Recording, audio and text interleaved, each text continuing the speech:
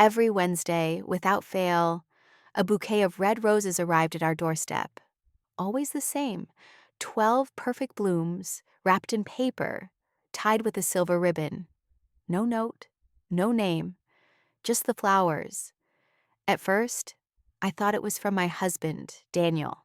Sweet, right? But when I asked him, he looked confused. "I thought they were from you," he said. It became a running joke, the mystery admirer. But something about it unsettled me. Why always Wednesday? Why no message?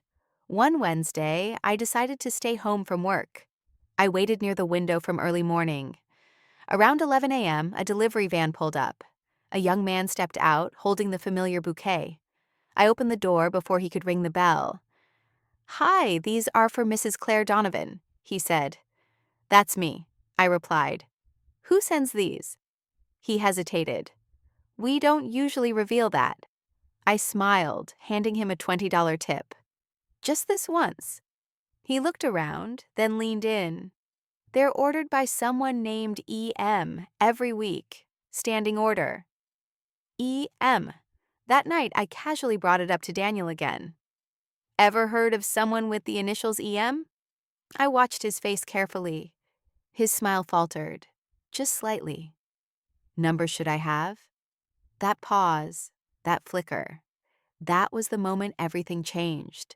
That night, after Daniel fell asleep, I couldn't. I stared at the ceiling, replaying that flicker in his eyes when I mentioned the initials EM, like a twitch in a dream. Small, but real.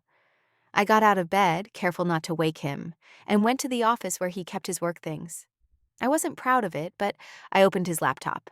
It was locked, of course, but his password had always been the same. Our anniversary. At least I thought it was. I typed 0814. Nothing. Tried again.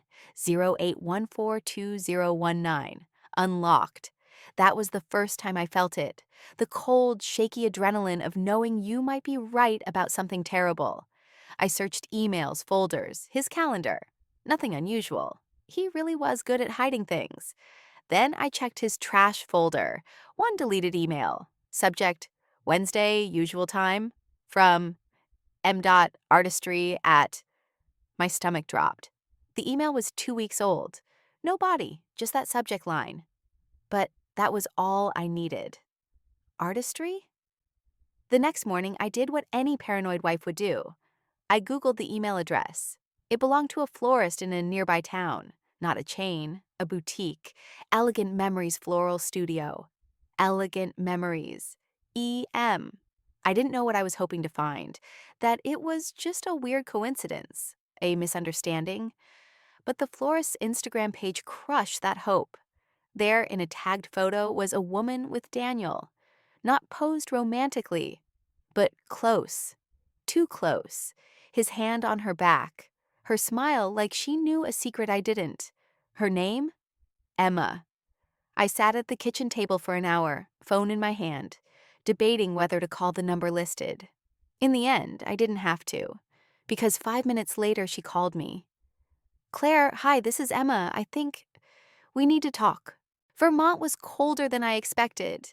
Emma met me at the station, wearing a long gray coat and that same red scarf. She didn't smile, just gave me a small nod, then turned and started walking. I followed her through quiet streets until we reached a little cabin at the edge of the woods. "This was his," she said. "I only found out after—" She didn't finish. Inside the cabin was simple but warm. A fireplace, a stack of books, framed photographs on the walls. Most of them were of landscapes or strangers. But one photo caught my eye. It was him and someone else. A woman I didn't recognize. Elegant, older, her hand on his shoulder. Emma noticed me staring. "That's Evelyn," she said quietly. "She was the first." The first? Affair, lover. I don't even know, but she was before me. Before you. Before all of this. I stepped closer to the photo. Evelyn. I'd heard the name before. And then I remembered. Daniel had once taken a call late at night. I woke up, and he told me it was a wrong number, but I'd heard the name. Evie. That wasn't a wrong number. That was Evelyn. I found her, Emma said. After everything fell apart, I went looking for the truth. She told me everything. I turned to her. Why? Because you deserve to know what kind of man he really was. She handed me a small box. Inside were letters, dozens of them, handwritten, dated over 10 years. He'd been writing to Evelyn long before I met him, long before Emma, and some of the letters overlapped with both of us. I don't understand, I whispered. Why? Why go to such lengths? Emma sat down, her voice trembling. He needed people, attention, devotion. He couldn't be alone, but he couldn't be honest either. I shook my head. I thought we had something real. You did, she said softly. So did I. So did Evelyn. We sat in silence. Then she said it. There's more. Of course there was. She handed me one final envelope. Inside was a copy of a will. Not his. Evelyn's. I scanned through it until I reached the name. Daniel Wells. He'd been left $200,000. She died last year, Emma said. Cancer. She never knew about me or you. She thought she was the only one. I stared at the document. He was going to leave both of us, Emma said. Just like he left her, but he didn't get the chance. I looked at her, confused. What do you mean? She hesitated, then said the words that twisted my stomach. He didn't die of a heart attack, Claire. That's just what the hospital told you, but the autopsy said otherwise. I froze. Wait, what? Emma stood slowly. He was poisoned. I couldn't breathe. Emma's words echoed in my ears like thunder. He was poisoned. What are you saying? I asked, my voice trembling. She sat back down, her hands clasped tightly in her lap. The coroner's report. I got a copy through a friend. It wasn't natural causes. There was something in his system, something slow, almost undetectable. Why would someone... She didn't let me finish. Because he was playing all of us, and someone finally had enough. The room felt too small, too quiet. I looked down at the will again. Evelyn's name, the money, the timeline. You think Evelyn poisoned him? Emma shook her head. Number. She was already gone. But someone knew about her, about us. Maybe someone who didn't get what they were promised. Who else was there? I asked. Emma looked me straight in the eyes. That's the question, isn't it? I stayed in Vermont for another 2 days. Together, Emma and I went through everything he left behind. Letters, receipts, old photos. One by one, the puzzle started to take shape. There had been others, women in different cities, money transfers, gifts, promises. But the final piece came from the last place I expected, a voicemail, buried in an old phone Emma had found in the cabin, dated just 2 days before his death. It was his voice, hurried, nervous. If something happens to me, go to the safe. Behind the painting, use your birthday. You'll find everything. I'm sorry, Emma. I never meant to hurt you. Our eyes met. She stood and rushed to the wall.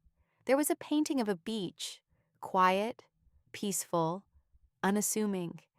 She lifted it, and behind it, a small safe. 4 digits. Her birthday. Click. Inside, a folder, labeled in shaky handwriting. To whoever finds this. She opened it with shaking hands. Inside, a confession. Not typed. Handwritten. Page after page of names. Amounts. Lies. And then, at the very end, I don't know who I am anymore. I became a man I never intended to be. I love them all, but I love myself more. And now I fear it's all catching up to me. If I'm gone, someone made sure I paid for what I did.